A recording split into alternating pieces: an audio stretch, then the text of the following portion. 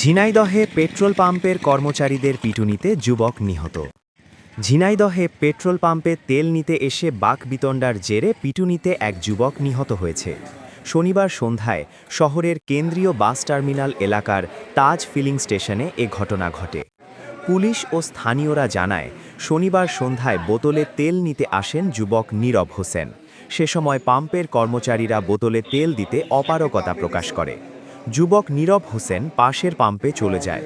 ফেরার পথে তাজ ফিলিং স্টেশনে অন্য এক ব্যক্তিকে বোতলে তেল দেওয়া দেখে প্রতিবাদ করলে পাম্পের কর্মচারীদের সাথে বাকবিতণ্ডা হয়।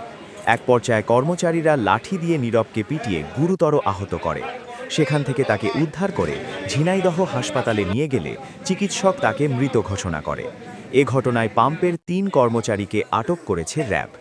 নিহত নীরব কালীগঞ্জ উপজেলার ১২ বাজার এলাকার বাদুরগাছা গ্রামের আলিমুর বিশ্বাসের ছেলে।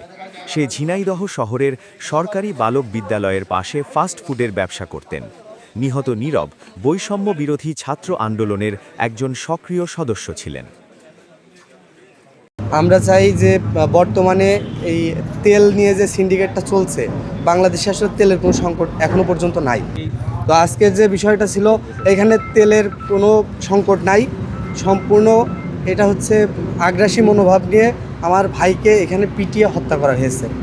আমরা এই পাম্প এবং এই মালিকের আরও 3টে পাম্প আছে। গত 2 দিন আগে হামদতেও একটা পাম্পে এই ঘটনা ঘটেছে, আরাবপুরেও ঘটনা ঘটেছে, এবং শুধু তার পাম্পে এই নির্বিচ্ছিন্ন ঘটনাগুলো ঘটছে। আমরা চাই যে এইরকম অসাধু লোক, সিন্ডিকেট ব্যবসায়ী আমরা ঝিনাইদহে দেখতে চাই না। আমরা তার এই পাম্পগুলো, আমরা যতদূর জানি এই পাম্পের মালিক সৃজনী হারুন সাহেব, যাকে ঝিনাইদহে সুদখোর বলেছেন। তো এই ব্যক্তির এই পাম্পগুলো আমরা চলতে দিতে চাচ্ছি না ছাত্র জনতা, এবং আজকে প্রশাসনের মাধ্যমে এবং সাংবাদিক ভাই বন্ধুদের মাধ্যমে আমরা এই বিষয়টা জানিয়েছি যে তার এই পাম্প বন্ধ করে দিতে হবে, সিলগালা করে দিতে হবে। দুর্ভাগ্যজনক ঘটনা ঘটেছে।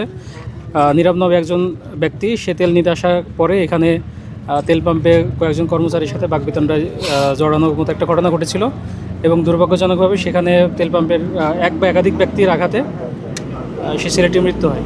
তো আমরা ইতিমধ্যে সন্দিগ্ধ 3 জনকে অ্যারেস্ট করেছি, এবং আমরা বিষয়টি খতিয়ে দেখছি, এবং এই ঘটনার সাথে আসলে একজন জড়িত ছিল নাকি বেশি জড়িত ছিল, এখন পর্যন্ত আমার কাছে এতটুকু তথ্যই আছে। ধন্যবাদ। আপনি কি জানেন যে এখানে তেল কি ছিল, দেওয়া হয়নি এমন কোনো কিছু? না, এটা আমরা এখন পর্যন্ত কিছুই জানি না। এটা আমরা এখনও যাচাই করে দেখছি আসলে এখানে তেল কি আসলেই শেষ, নাকি তেল আছে তারপরে না বললো, নাকি পুরো বিষয়টা এখন পর্যন্ত আমরা আসলে জানি না।